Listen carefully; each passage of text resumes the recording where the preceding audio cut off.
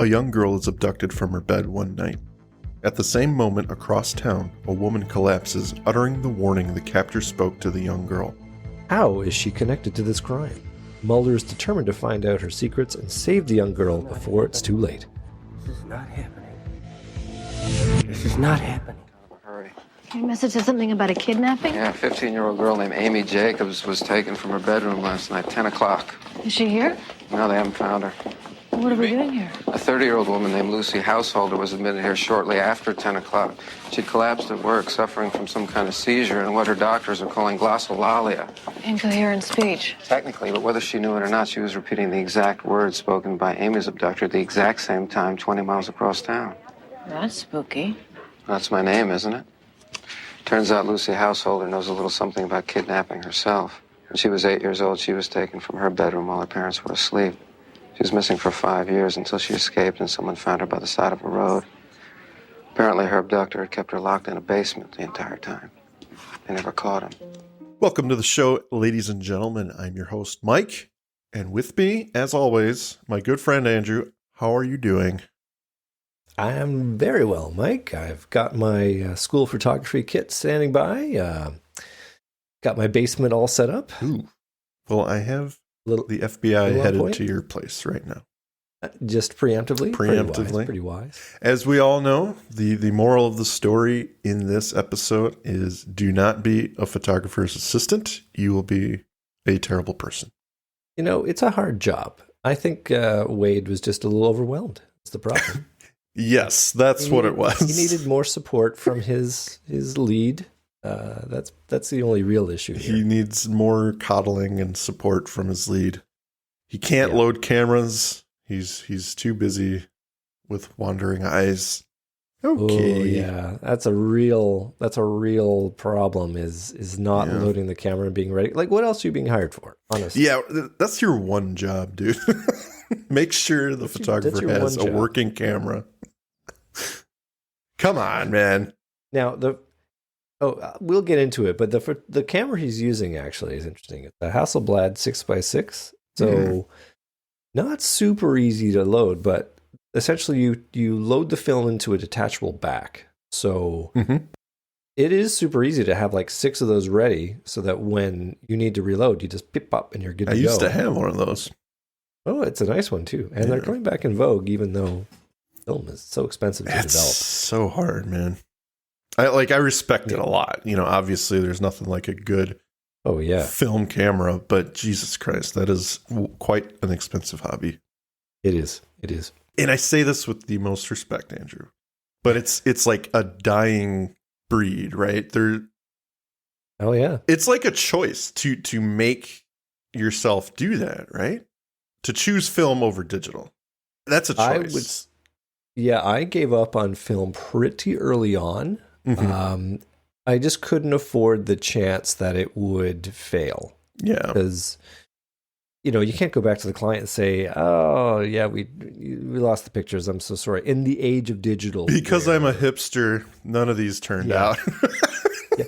I mean, I have shot a few gigs with film because the client asked for it. And they had to sign a waiver saying, look, between anything happening on the day and the lab messing up or whatever, like it is just fundamentally different from digital. Yeah. I can't be held responsible. Yeah. Well, I don't blame you. I would just like, as cool as film is, and I took some photography classes in high school. The time in the darkroom, that was very interesting, very fun.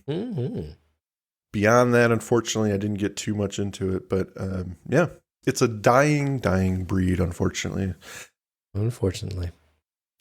But that's not what this show is about. No. This isn't really. This is about the X-Files and their public service announcement to avoid photographers at all costs. Yes. Oh boy. This one especially. Yeah. No bueno. So we are talking, of course, of Oubliette. And this one's written by... We're not talking about Oubliette. We are not talking about Oubliette. Oubliette. You know what we're talking about? Oubliette. Yes.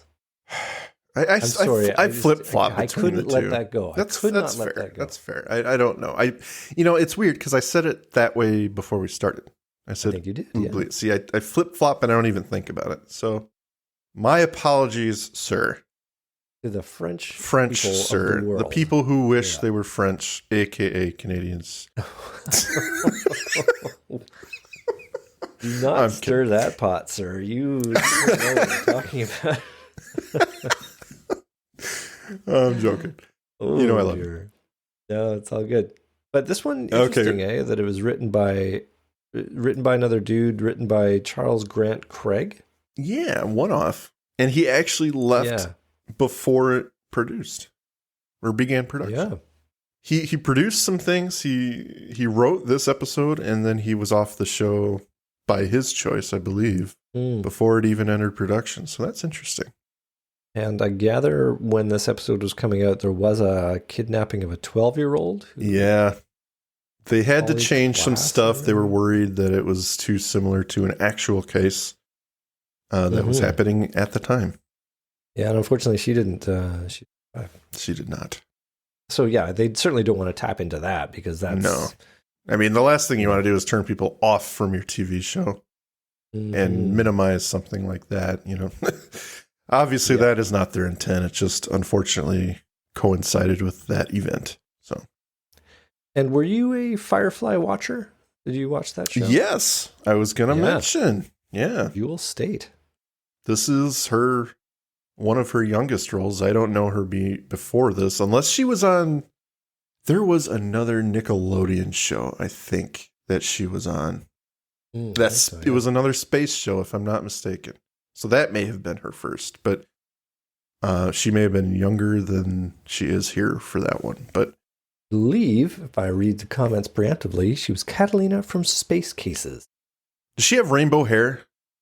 I am literally reading what Julian Cantu said on the Syndicate Facebook group. Because I remember her being on this kids show. I watched. I was like, this show is dumb. I did not watch that show often, and I remember her. I don't know.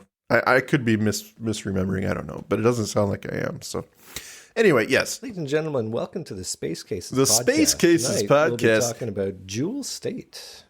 She went on to become a great actress, and yes, she is in Firefly, everyone's favorite space cowboy show. But this isn't about that. Not about that. We'll do a Firefly podcast one day. That would be fun. Yeah, we could. It'll be very short. So, Oubliette, directed by Kim Manners. Andrew, do you have any opening thoughts on this one? Anymore. I know we don't do it. I'm just asking you. You want somebody? What do you take this back for? Whatever. The only thing I would say is the title is kind of strange. Like this is my reaction to a title like yours is to Fierce Full Symmetry. Okay. In that I look at it and go, I don't understand. I mean, I suppose an oubliette is literally a dungeon. Literally a dungeon. And that is where Amy has been dropped. But, right. The intent behind an oubliette, you don't come out. You're literally just dropped in there, and that's where you're going to remain. But it's very much a case of he is very interested in who he puts down there. So I don't know if it's appropriate, but who cares? I venture to say she wouldn't be leaving if he had his way. I suppose that's true. Yeah. Okay. Yeah, I'll go with that. Okay. Well, there you go. We can get started. We have talked about bullshit for the first 10 minutes of this episode, so I'm surprised people are still listening. We don't know that they are, and that's true. Okay. Seattle, Washington. A camera flashes. A young girl at school sits for a photo in front of a photographer. Her name is Amy Jacobs. When she's done, she goes over to a nearby table with some friends. The photographer calls to assistant Carl for a reload, but the man just sits and stares over at Amy. When the photographer calls to him again, he is startled from his trance. He has failed to load the camera with more film, and the man in charge calls him on it. With one more glance, he looks at the teenager longingly. Later that evening, he is in his darkroom and caresses a photo of the girl. With an X-Acto knife, he cuts her out and places her onto an image of himself. He is satisfied with how this looks. He leaves the frame and begins taking photos of his own. The camera pulls back from the square hole as the rhythmic snaps of the camera continues with brilliant flashes. Now, you cannot leave this without addressing just the creep factor behind. Absolutely. Like, his use of the X-Acto knife and his like kind of his mouth movements, like he's got it agape and he's like making faces as he's cutting her out. It's like, oh boy. All done with the red light. I mean, it's this is disturbing.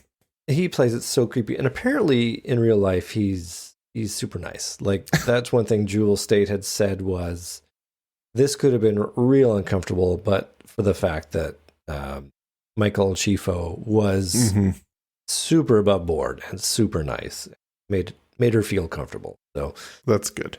My takeaway from this particularly creepy episode is that at least behind the scenes, like, this is not a case where they made their actors walk through literal shit. You almost have to be a great person to be trusted with a role like this. Yeah, gotcha. So later that night in Amy's bedroom, it's a little past 10 p.m. She lies asleep as the wind blows her room curtains. Carl emerges from the darkness and clasps a hand over her mouth to whisper, "Nobody's going to spoil us." He abducts the girl, but her younger sister wakes up and calls for help. We then cut to a fast food restaurant. A woman, Lucy, is filling up a drink order, but her coworker expresses dismay when she notices they are the wrong size. Lucy looks a little bothered, but unresponsive. She looks down, and as her coworker is about to scold her again, she notices blood running down Lucy's face. A violent nosebleed. Lucy's dumbfounded and suddenly collapses to the ground. In a trance-like state, she begins uttering calmly, "Nobody's going to spoil us," over and over as she curls up into a ball on the floor. As she continues, the camera pans across her wristwatch, which also reads 10:05, the same time Amy was abducted. Okay, that's legitimate. That's a nice little twist. That's pretty cool. Yeah, very cool. Yeah. So, Andrew, as we like to do, I would like your thoughts on this opening. I dig it. It's that's disgusting. Show over. I hated every minute of it. It made me feel very uncomfortable. No, I thought it was typical X-Files in that something contrary to law and order and nature and what should be has happened, and it's now setting the stage for the problem that's going to have to be solved by our agents. Mm-hmm. You get into it pretty quickly who your bad guy is. It's one of those cases where we're looking over the shoulder of our bad guy. You know, he's not an anonymous figure. We know who he is and what makes him tick. So I like that they have drawn him in pretty crude lines as to what we're looking at here. Yeah. The introduction of Lucy, though, that is the X-Files touch here. Is like, why is she connected, especially for no discernible reason? And the nosebleed and all that. Like, there's a lot of questions that they ask, which they're not answering yet. Like it. It's good. I'm waiting for more. Absolutely. I think it's a stellar opening. I think it's extraordinarily creepy, exceedingly creepy with Carl Wade and his fascination with the young girl. And then, like you said, once we get the introduction of Lucy, it's, well, that was unexpected. So where's this going? So that was a very cool twist, and I enjoyed it. Now, here's the question. Do we have many callbacks to Irresistible? Like, do you see any alignment with that episode? I would say spiritually.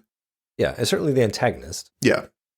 And I actually called to that in my final thoughts, but I would say this falls along that line of, and I'm sure we'll get into it at some point, but this is the string of episodes that they pepper in throughout the first few seasons they deal with real world issues that are very haunting and very uncomfortable. But yeah, I would say it has that connective tissue for sure with Irresistible. Yep. Cool. All right. I'm ready for you to continue. At Amy's house, Mulder arrives to a crime scene in progress with the local FBI. They're investigating the girl's empty room. He speaks with Mrs. Jacobs. He offers his condolences and tries to assure her he will do everything to find her. But when he claims to know what she's feeling, the mom shuts him down. How could you really know? Maybe because his sister was abducted. He decided not to keep it real and go down that road, but Yeah. Decided not to bitch slap her and say, let me tell you. Yeah. You know the reason I got into the FBI? Let me tell you a little bit about me. Let me tell you, my name's Fox freaking Mulder. Look it up. See. I got a lot to offer here. Now, she's looking out the window. What I was racking my brains trying to remember that guy. Is it Carl who's looking out the window? In a past episode, we made relentless fun of him. Oh, yeah. That was All Souls. That was the dad of Dara. The adoptive father of Dara, who was doing Lance glances. Lance glances. Yes, that's it. So Mrs. Jacobson is doing her own Lance glances. Yeah, she's studying. Yeah. Good old Hollywood trope. That window is doing well. Waiting for Amy to walk. She's an understudy. She's good enough to be in the show. Yeah, very much. So the camera lingers on Mulder, who then notices drops of blood on the carpet. Amy had a nosebleed at the time of the abduction. The agent in charge shows up, Walt Eubanks. Fox Mulder, any leads on a suspect? Vague description from the sister. Aaron Fiver pulled some promising bits, but he didn't leave any prints, here or in the flower beds out front. What about the neighbors? Nobody saw anything, not a car, nothing. It was someone who knew her. Not much we can figure. He knew right where he was going. No, I'd bet that he didn't know her so well, or else he wouldn't have been so bold. Either way, we're pretty much chasing our tails until something or someone turns on us. What about this woman at the fast food restaurant? You heard about that? Yeah, that's why I came down here. Seems like a pretty thin lead. Will you mind if I talk to her? Hey, save me the time. Great, thanks. I was wondering, since, we know the fact situation here, it seems pretty police procedural. So seeing Mulder show up, I was like, it's got to be about the fast food restaurant woman. I know that already, but like, what are the chain of events that brings Mulder and Scully to this crime scene? I know that kidnapping cases are a bureau matter. They're federal. Yeah, so I'm not 100% surprised that the FBI is in on it. So that... But that's Eubanks. Eubanks is already here. He's already there. And Mulder's showing up. Yeah, absolutely. It's because of the Lucy connection. Yeah. So I'm with you there. Okay. Scully arrives to meet Mulder. He apprises her of the case. Perfect episode. Yes. He draws the line to Lucy, who collapsed, uttering the same lines Carl spoke to Amy. Lucy was taken when she was 8. She was missing for 5 years until she escaped from the basement cell, and they never caught the guy. That's haunting. This could be connected. Coincidence, Mike. Yeah. Hell of a coincidence. Lucy stares out her bedroom window as the agents arrive. More Lance glances. More Lance glancing. Yeah. She wants, Mulder even does a little at the end. At the end, I was going to wait. I was going to wait, but thank you for bringing it up now. She wants a cigarette and is very dismissive of the agents. Mulder inquires about what she said when she collapsed. As they discuss the case, he tells her it's the same thing the abductors spoke. She gets argumentative here, wanting nothing to do with them and even less to do with the situation of Amy. She ends the scene saying she wouldn't wish what she's gone through on anyone, but it does not mean she can help. You know what you do to get Lucy's cooperation in that moment? Wave some cocaine in front of her? I was going to go with cigarette. Oh, but, well, yeah, that too. I think you took it and ran with it, which was nice, but I don't understand why they just, like, are they taking an anti-smoking stance in this point? Or it's like, we're not even going to address the fact that you can't smoke. Are you a dirty person that smokes? Sure, let me get you a cigarette. Do you want me to get you a casket as well? You can't smoke that. So yeah, pretty obvious like go-to there. And considering Mulder's victim complex, I'm really surprised he didn't like. I got a pack right here, and then there's gonna be this whole thing of like he's prepared for these kind of situations. But nope, doesn't go there. I got this guy. He smokes a lot, but you might be good together. I'm sorry, only one person in this show is contractually obligated to smoke, and it's not you. That is the problem. What he did is smoked all the cigarettes that the show's allowed to show. So they've reserved them all for him and his scenes. Yeah, I like it. As Lucy leaves the room, Scully notes she's not big on confined spaces. At her apartment, Lucy pours warm water on her hands and looks into the mirror inquisitively. The camera cuts to Wade looking in his trunk on the side of a forested road. From inside the trunk, we see him staring, assuming Amy is inside. He closes the door as the tow truck approaches behind him. By happenstance, Andrew, he did not call one. Why would he? He's a cheap bastard. Right? Yeah. The worker gets out and offers his help to change the flat tire. But after a few friendly attempts to help, Wade grabs a tire iron and threatens the man to leave him alone, scaring him off. Yep. This is... Just can't help some people. You just can't help some people. I will say this is an unsettling scene.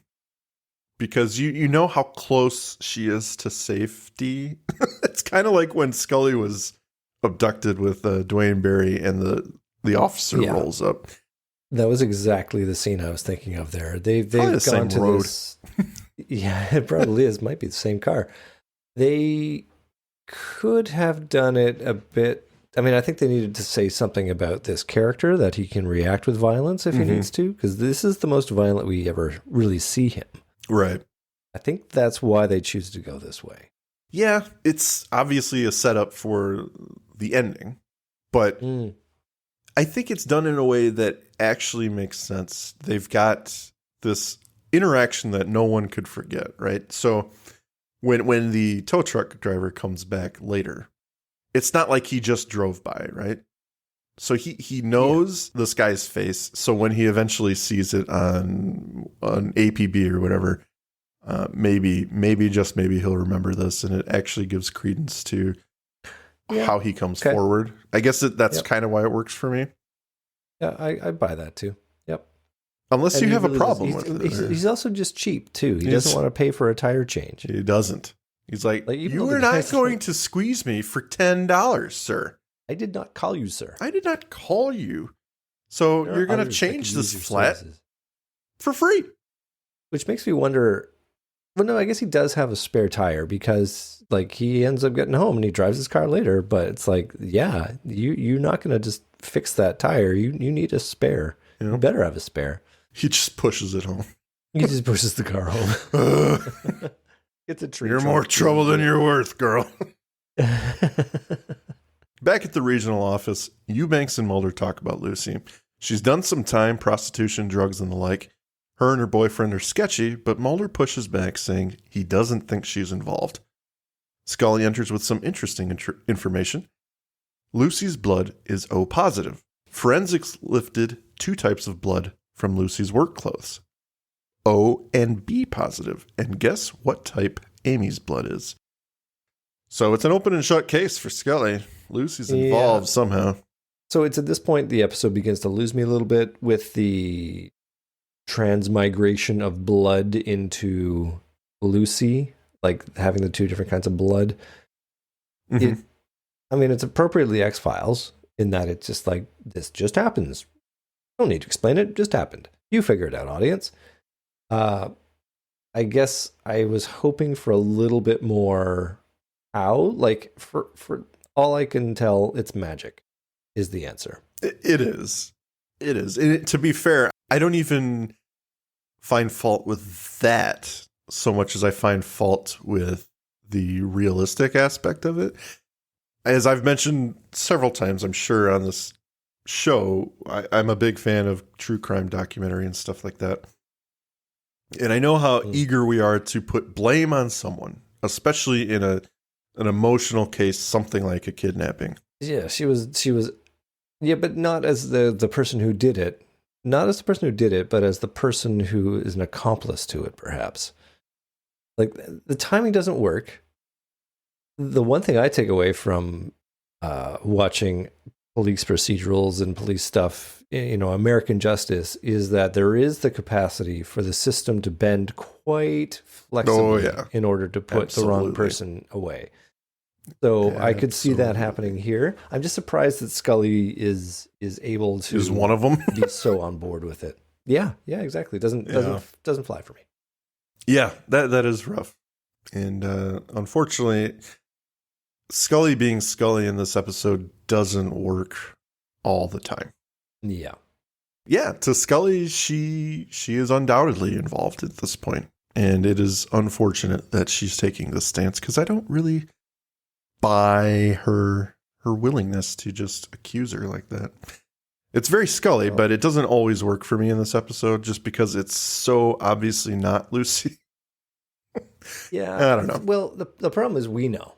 We've seen behind the curtain, they don't do enough to obfuscate for us to give us a point of view of the agents because if they did, then we go, okay, I can kind of see how they would believe that or want to take that stance, but it doesn't. I mean, I feel like they kind of have to write them this way because that's how the characters are written, for lack of a better term. And this is a non-conventional writer. It's not Spotnitz or Gilligan and, or any number of others who know these characters in and out. So I think they rely heavily on tropes to make this episode work. And for Mulder, he's going to be so invested in believing in Lucy that they need to make Scully super antagonistic to it, Anyway, it's not terrible. No. It's just a little bit out of character that she completely ignores some evidence. Doesn't make sense. Right. That's I think we share the same issue. Yeah. And Mulder points out rightly that how many people in the local area alone have B positive blood? That's not. Yeah. Her initial misgivings for Lucy, it's not ironclad yet, Scully. So calm down. Yeah, but she is doing the science. She is doing the science. Well, let's take it to the lab then. Yep. He is determined, however, to believe that Lucy is a victim, and he doesn't want to do anything to make her feel like a suspect until she absolutely is one. So right away, he's very protective. Yep. Very protective. Back at the Bright Angel halfway house, Lucy's in bed, shaking, sleeping. She's muttering to herself as her boyfriend tries to comfort her. Her eyes are now open, but she worriedly asks why it's so dark. She cannot see. Complete darkness. The camera cuts to complete darkness. We hear footsteps approach, and through a slot, we see Wade's creepy eyes peering through. What little light there is beams downward towards Amy. She's bathed in darkness as she looks up at him staring at her. The slot above closes, and she is once again without light. Mulder arrives at the halfway house to check on Lucy. She's stabilized, sitting on her bed. He offers to take her to dinner. In a quick cut, we get to the restaurant, and Lucy is gulping down a brothy soup in a very childlike manner. But this restaurant is probably the kitchen of the halfway house. Yes, her boyfriend's there. I shouldn't have said restaurant. You were absolutely right, sir. But I too had the same thought of, he's going to take her out somewhere to eat. Oh, that's no. Let's take her to the closed kitchen in the dirty halfway house. Let's take her to the kitchen where she can have some Campbell's soup. It's going to be great. And some white bread. He could have gotten her a decent meal for the first time in ever. Yeah. If he's going to be gallant, he could have done a little better, I think. A little better than cold brothy soup. We're just assuming it's been warmed up. I don't see any. There's no steam coming off this. There are no chunks. It's certainly not chunky. It's consomme. It's really just liquid. Oh, it's just hot water. Yeah. That'll sort you right out. He takes this moment to bring up Amy yet again, but she's still dismissive. Mulder asks the obvious question about if she's using again. She states firmly that she's clean. She almost refuses to look at him until she gets angry enough. She declares she can't help him, but Mulder keeps pressing. She's not interested. When he says that she's Amy's best hope, Lucy says then she's in a lot more trouble than they think. Back at Wade's, Amy is glancing around the darkness. He's nearby and begins snapping photos of her as she tries to hide. Over and over, the flashes of light begin to hurt Amy's eyes. As she cries, she asks for help, though he remains silent, diligently snapping the photos. Let me just say, That's a horrible photo shoot on a number of levels. Just speaking professionally, like you're not doing anything to make your subject Comfortable, feel good or comfortable, or bringing out their best self. You are really just he's going for the candid shot. Yeah, he's really playing into the angle of Heisenbergian. You want to catch life as it's happening. Likely. But also, like, it's in complete darkness. Like, how are you even focusing in that? They're all going to be out of focus. These are terrible This is shots. avant-garde. Well, yeah, I guess. But, I mean, isn't this kind of how he gets off? I would assume he wants an in-focus shot. Well, he's doing the photography version of trying to get the skin channels on a non-satellite TV. So you're looking through the squiggles. You want to make it as hard as possible. And when they start moving up and down, then you can, proceed. It's true. So he's using that tactic with photography. Now, I will say, again, like Irresistible, daring choice in 95 to go this way. Because I would assume if you are this kind of creepy and this is what gets you going, she probably wouldn't be wearing that nightie anymore. Yuck. I know, right? Oh. It's yuck, but like this is the character you're building. Yes. So I think that they're kind of hamstrung by the format that they have. They could not go that far. But that's probably absolutely. Yeah. I mean, they can only demanded. Well, unfortunately, they actually did have issues. Believe it or not, Fox had issue with something. And they thought 12 was too young. So they bumped her up to 15. Well, and played by a 13. Played by a 13-year-old. Yeah. Some makeup on her. It'll be fine. It'll be all right. Yeah. I liked back to the Bright Angel halfway house with Lucy. Fox is trying to connect with her on an emotional level and says, she's the best chance that, or you're the best chance that she's got. And Lucy's rejoinder, if I'm the best chance that she's got, then that girl's in more trouble than you know. Like that, I think that's scary. Is the quintessential Lucy moment. Yeah. Where it's like, wow, you guys are messed up. I know how messed up I am. And if you're relying on me, then you're in trouble. Yeah. It's a good point. It's a great point. Yeah. And it speaks to how she views herself, right? She's not a very confident person, unfortunately. After everything she's been through, she's struggled throughout her life. Anyone relying on someone who's gone through what she's gone through and is still dealing with it, then she views that as very, very unfortunate. Yeah, it's well, again, props to the actor. Yeah, she does a great job. Because this doesn't work unless you've got the actor which can pull it off, and I think she does. Back with the agents, Mulder shows Scully an old video of Lucy when she was found. She's screaming because the light hurts her eyes. At 13, she can barely string 2 words together. In the meantime, Scully has news for Mulder. School photos were mailed out this week, but Amy didn't receive any. The company was Larkin Scholastic. The photographer checked out, but his assistant was fired the day after the shoot. Carl Wade. He spent the last 15 years institutionalized for a bipolar condition. So that is like a suspect to me. That is a development, ladies and gentlemen.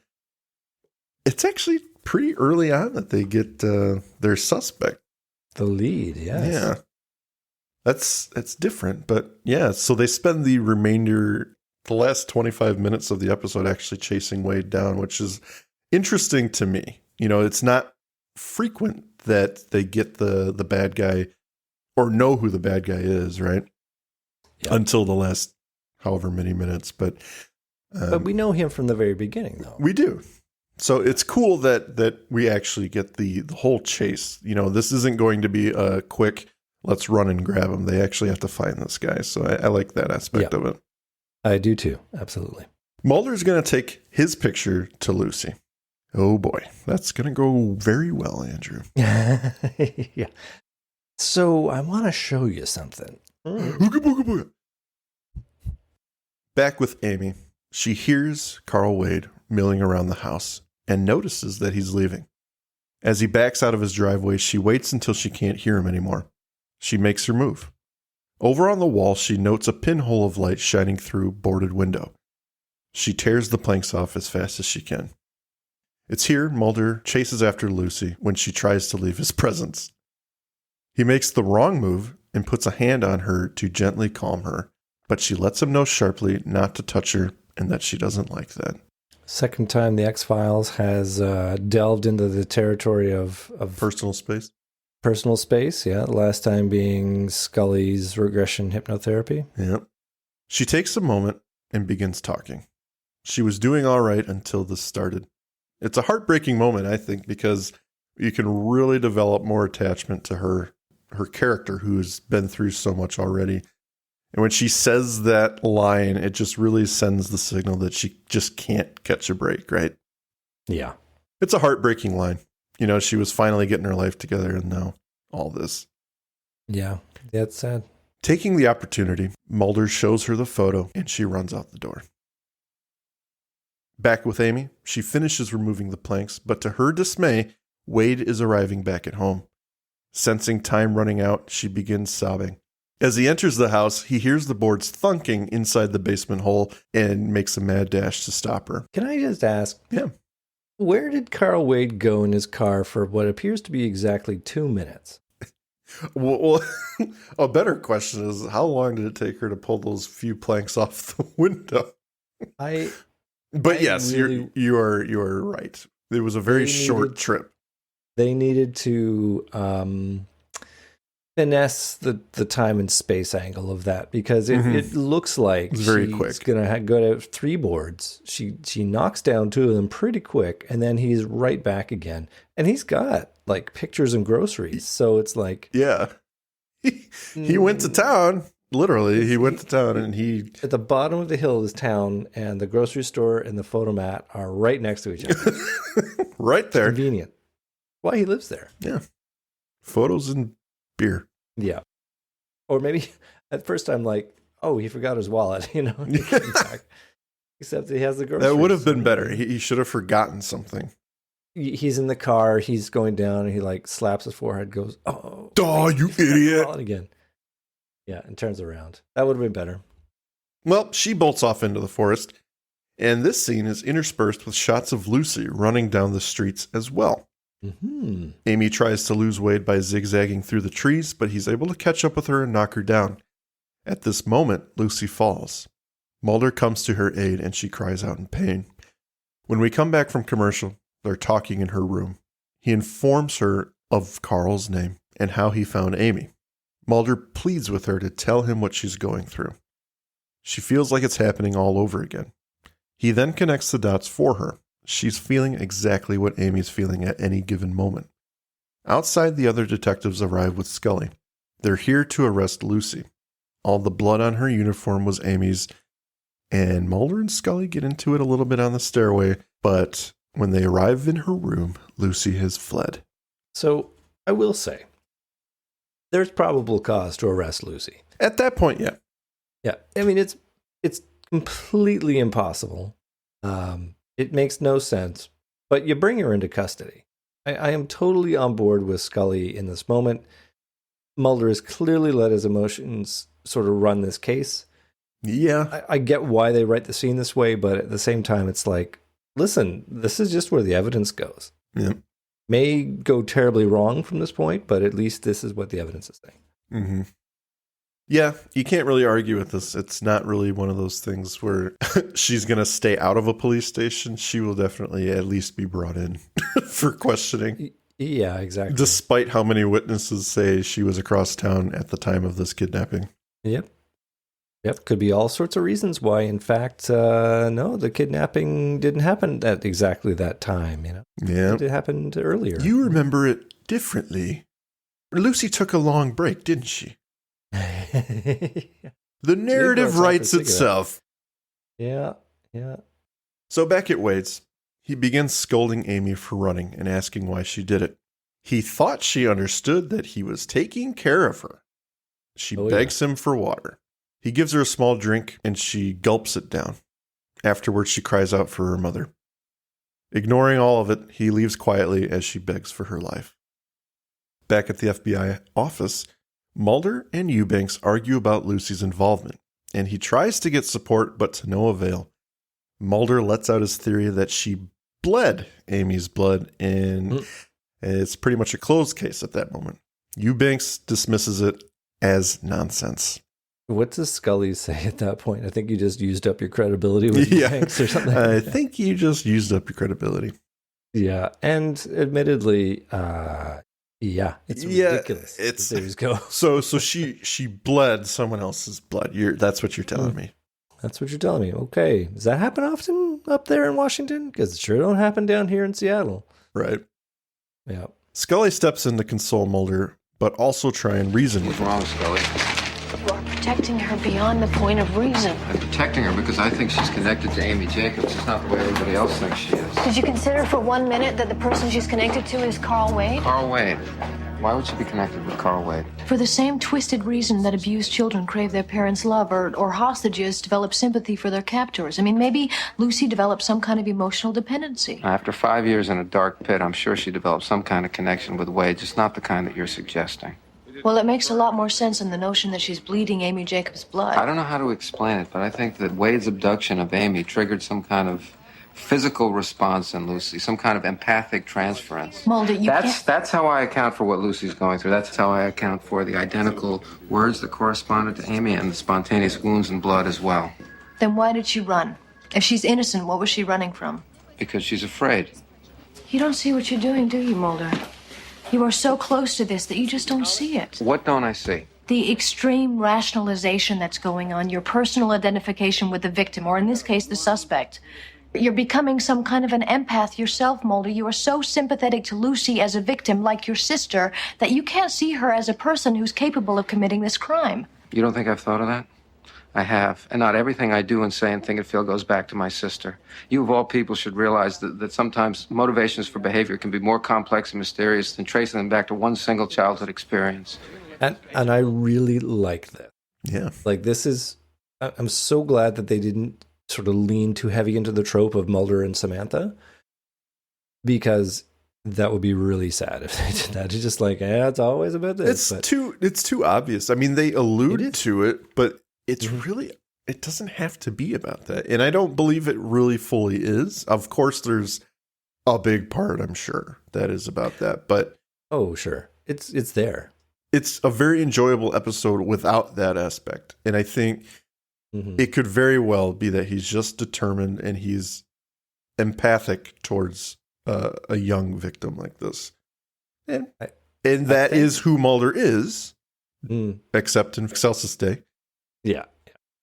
I thank God that they didn't give us a little alternate take of Amy being Samantha. You know, dead body is Samantha, and he's doing mouth-to-mouth resuscitation, and it turns out to be Amy. You know, did not go down that a la, what is the one, Miracle Man, where he's able to show him visions of Samantha. Yeah.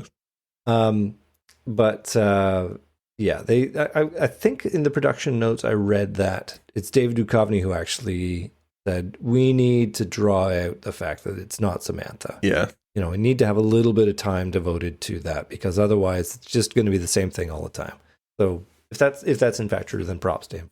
Yeah, that last line is his idea, from my understanding. And I think it helps because it shows that he's not just beholden to this one thing. Yes, it's obviously very important to him, but I believe he has other motivations, you know? Like his fear of fire. Absolutely. He wants to get to Amy to make sure he doesn't set the house on fire. That is the number one fear right now. Yeah. Making sure she doesn't burn alive. Yeah. Oh my God. So the argument is interrupted by Eubanks, who informs them someone has spotted Wade. And it is the tow truck driver. He shows them right on the map where it was. From there, they deduced a general idea of where Wade lives. Easton. Exactly where Lucy was found all those years ago. Think you could have started with that, maybe? Just a little bit.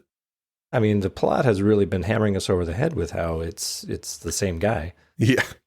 That is interesting, right? Yep. The fact that she was found there and they couldn't draw any leads anywhere 17 years ago. Yeah. I don't know. I feel like Wade would have been strung up pretty quick after she was found. I think so too. Small town. Yeah. Yeah. Anyway, we cut to white sedan speeding through the small town. Around a corner, they zip past a blue car parked on the side of the road with Wade himself in the driver's seat.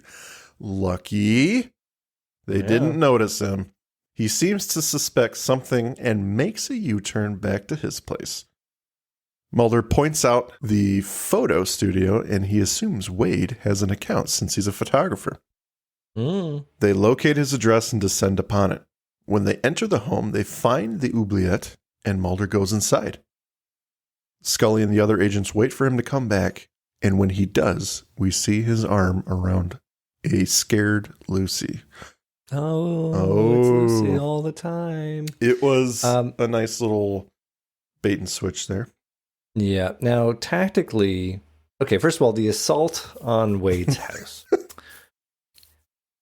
So, apparently, they shot at the same location, the same area where they shot Ascension. That's that with the funicular and that area, because it was remote, but there was lots of parking for the crew.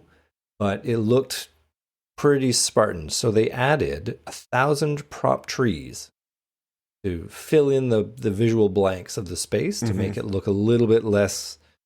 A little bit more remote. Yeah.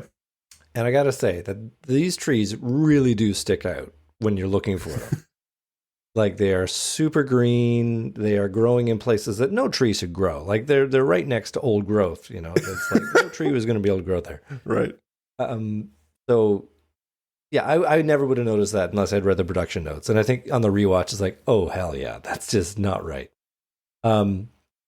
Tactically, I ask this question all the time of 90s, you know, law enforcement or military style assaults. It's like, again, why are the agents going in first? Why in the hell is Mulder going into the hole by himself?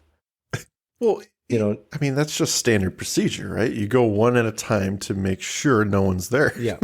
If you're going to lose one, just lose one. Just lose one. You don't want to go in guns blazing. You don't want 3 people to get shot. I mean, they learned that in Fight the Future. When you're a firefighter, you send them in 2 at a time, and then you stop. Glenn, Sal, in the hole. Yeah.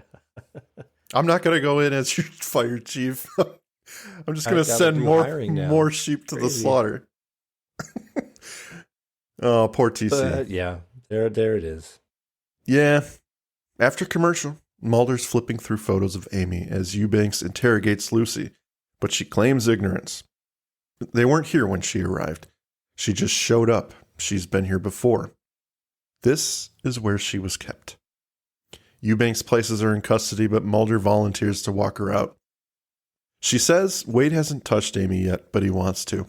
It's why he takes the photos. She tells him also that he won't hurt her unless he can't have her all to himself. Mulder tries to encourage Lucy to be strong and help Amy with her strength. Suddenly, Lucy gets extremely cold and begins coughing. Mulder places her in the car. He surmises they're in the water. The other agents, however, got a tip that she was spotted north of his house, but the river is to the east. Mulder takes the gamble, and that's where he's going. Yep, okay. We know where this episode's going. Yes, Mulder's right. Mulder's right, of course. I like this moment of Lucy finally sort of coming into her own with the power. You know, she's able to actually help. I dig that. You know, that she is finally essentially so broken that she's willing to cooperate. Do you view it as voluntary? No, I think she offers up that information to Mulder in a sense of, you know, you're the only one who's sticking up for me, and I kind of, maybe it's a survival thing. Maybe she knows, like, if I play ball with him, I'm not gonna be arrested for this, or I'm not gonna be. Oh, right. No, I thought you were talking about the end. I was asking, do you think she's voluntarily? Oh, well, we'll get into that. Let's get into that later, because that's going to occupy probably 15 minutes of chat. Okay. So Wade is dragging Amy along in the river. She's gasping for air as he tries to reach the other side. When she stops moving, he decides that if he can't have her, he's going to kill her. He begins dunking her underwater. At that moment, Lucy gasps for air in the back seat of the sedan. The agent watching over her rushes to her aid. We see Lucy spitting up water in the back seat as she falls over, and he calls EMS. I like him saying, "Can you breathe? Can you breathe?" No, sir. No. She gives the universal symbol for choking. Right. She didn't answer me. I didn't know what to do. I called for help. Mulder and Scully are closing in on the riverbank. Mulder spots Wade and fires one shot, disabling him. He falls. Disabling him. Well, disabling him. Yeah, he's Maz, super dead. He is super dead. Yeah. Falls into the water and he drifts downstream. Mulder drags Amy to the shore and begins mouth to mouth as Scully does compressions. When she stops, he starts. She continuously tries to get Mulder to stop after a certain amount of time, but he doesn't respond. He continues and continues in a determined state to get Amy to breathe. When Scully aggressively tries to remove him, he pushes her away with anger. He eventually relents, and then in the backseat of the car, Lucy blinks. With a twinkle of Mark Snow's music, Amy begins to cough up water. Eubanks and the crew show up. Scully requests EMS, but they're informed that they're at Wade's house already working on Lucy. It's at this moment that Mulder shoots up and runs off to see Lucy. So, yeah.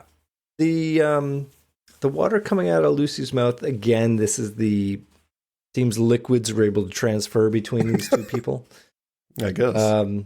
Yeah, I'm sure. It's a nice touch. Like it's thematically appropriate to the rules that they set up. Just like, how is this happening? Why is this happening? You could have done this without it, and it would have made sense. But yeah, okay. I have my own thoughts on that, and again, we can get into it. Yeah. Well, let's maybe you save that for. Yeah, I mean, we're right there, so let's get to the end. I will say this though, I do not believe that Scully actually has a doctor's license. I think that she's a doctor of like English literature or something, and they let her in, and she's like totally faking it during autopsies. It's or something the loosest doctorate that's ever been given. Her just deciding that it's all over for Amy. Maybe this is standard procedure. You give up after 30 seconds. You don't want to overexert yourself and become body number 2, Andrew. The perception of drowning and heart stopping and all the rest in the 90s or whatever. Maybe this was accepted practice, but no, like drowning victims, you can keep on going with them. You keep their body functions going till a paramedic arrives and they've got better equipment to do the resuscitation. You don't give up after 30 seconds. And then this whole thing of him being mad and like, I'm not going to stop and I'm going to keep going even though you're trying to make me stop. Like that's another trope they like. I get it. It needs to be this way, but I don't know. Maybe because it's one of the original models, I compare it to others and go, why did they have to do it like this? But I feel like we've seen that before. So them leaning into it here, it just feels lazy. Yeah. But mostly it's just about Scully deciding that it's over. Stop. It's over. Like, well, yeah, they need that. You are written to know better than that. They need that big dramatic difference between the two agents, right? And if they don't have this moment, then they can't give each other angry looks. Well, they ultimately need Amy to die so that Lucy can be the savior and save Amy in this weird psychic connection they have. So I get it. Again, it's just lazy. Like, could they have her be shot maybe or something? I don't know. Or the drowning sequence has to take longer. It just, again, this time and space aspect of they catch up to Wade. He's been doing this drowning thing for all of 20 seconds.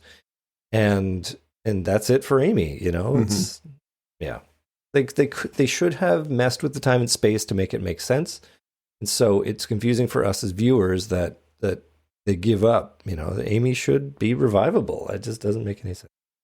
That's my issue with that scene.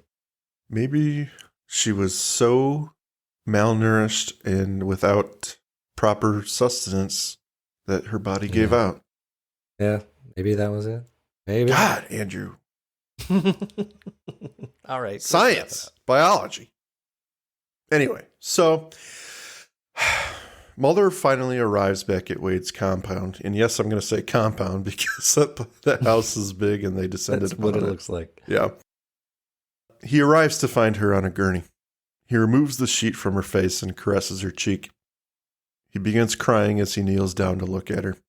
He bows his head and the camera ascends away from them. The next day, Mulder and Scully go to the halfway house to look at Lucy's belongings. Amy's all right. There were no signs of injuries despite being dragged through the woods for at least a mile. She has the autopsy report of Lucy. But Mulder guesses. She drowned. She saved Amy's life. Scully takes a moment to tell Mulder whatever those two had for a connection, he was a part of it as well. Amy wouldn't be here if he didn't help. Mulder wonders if this was the only way Lucy could escape what happened 17 years ago as he glances out the window. Credits. Yeah. All right. So that's the episode, Andrew. That's it. I'm intrigued to hear your final thoughts because you sound as if you are not high on the thematic choices, I'll say. So my issue is why they chose to write Lucy out. Like why they chose to write her death. Like when characters die in any kind of fiction, it's a choice, and usually it's inspired by some level of karma. You know, a character is mean and thus they deserve a death, or they had it coming, or, you know, they are in the wrong place at the wrong time. But as a viewer, you can see it happen and you can either be outraged by it, you know, it shouldn't have happened and thus there's a quest for justice, or you can be satisfied by it. The villain who gets what's coming to him, right? In Lucy's case, I don't feel it. Like there's not enough there to make me go, oh, you know, I get why she sacrifices herself to save Amy. Like, I mean, you could argue that it's a tragedy that she dies, and that's why Mulder ends up being so broken up and crying. But it just rang hollow for me. Like, it doesn't... She spends the entire episode being a survivor. Yeah. And then it turns on its head in the last 10 minutes, and she decides she's going to save Amy. For what I see, there's something missing there. That's what the issue is for me. There's something missing there for Lucy to change, and then she's going to die in the backseat of a police car. I mean, it just is... It feels clunky, and it doesn't ring well for me. I mean, it's a good episode. There's a lot of good stuff in here, but I'm just I'm left at a loss for why Lucy had to die.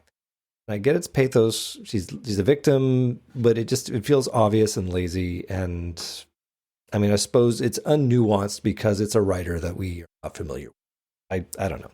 I don't got a lot to say about this one in my final thoughts, other than it didn't make sense for me that she had to die, if that makes any sense. And also the fact that Scully completely ignores the 5 liters of water in Lucy's lungs and has no explanation to offer for it. They just completely catapult over that so obvious supernatural angle. Well, yeah. I mean, Scully's like, I got nothing to say about this because shit. Yeah. You know how this is going to look in my little notes that I send above? Your little notes! It's going to be awkward. I'm not going to lie. Lucy drowned in a completely dry sedan. Yeah, I suspect the agent that I left in charge of her gave her too many bottles of water. There were mysteriously 5 liters of bottles stuffed away in the trunk of the car. They were empty. Yeah, they added them after the death. That makes sense. No, and I understand what you're saying. I do see that traditionally, even especially in the X-Files, they give you a reason to kill someone, right?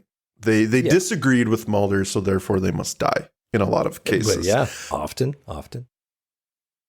I don't know. I don't know if I'm just a fan of tragedy, I guess, tragic characters. That's what it is. That's what they're trying to make it, yeah. I think I really latch on to that stuff. For anyone who knows me, they know that Boromir is my favorite Lord of the Rings character because he's tragic. He's heroic, but he dies after he makes a grave mistake, that kind of thing. And in Lucy's case, I think she hasn't done anything wrong, but she's not going to make it out of the episode simply because they want us to feel sad for her.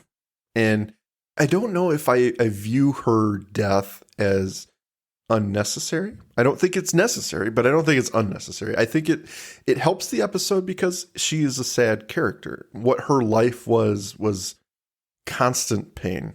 And they gave her this final exit, if you will, so that she could finally be at peace in some sense. And I don't know if I buy that she chose that death. I don't think at the end she chose to drown. I think this stuff is just happening to her. And unfortunately for her, it happened again and she died. I don't know that that was a conscious, okay, I've recognized I have this ability to help her. It just kind of happened, which makes it even more tragic. Yeah. If she's a victim again, then it's super tragic. I think that's how I view it. And I don't know that that's accurate, and we'll never know. But, it's one of those things that could go either way. It could be like a choice, or it could just be this is circumstantial, and it's happening to Lucy, unfortunately. And in that happening, Amy's life is spared and Lucy's is taken. I like that idea. That kind of stuff is, like I said, interesting to me. I don't know if I'm drawn to tragedy or tragic characters, but that's why this one works for me. Okay. And listen, I am mercurial in my likes and dislikes sometimes. And I think in this case, it just rubbed me the wrong way. I will often say of things that I read or watch, I don't need to have it all spelled out for me. I like that there can be some ambiguity so that I can add my own interpretation to the events.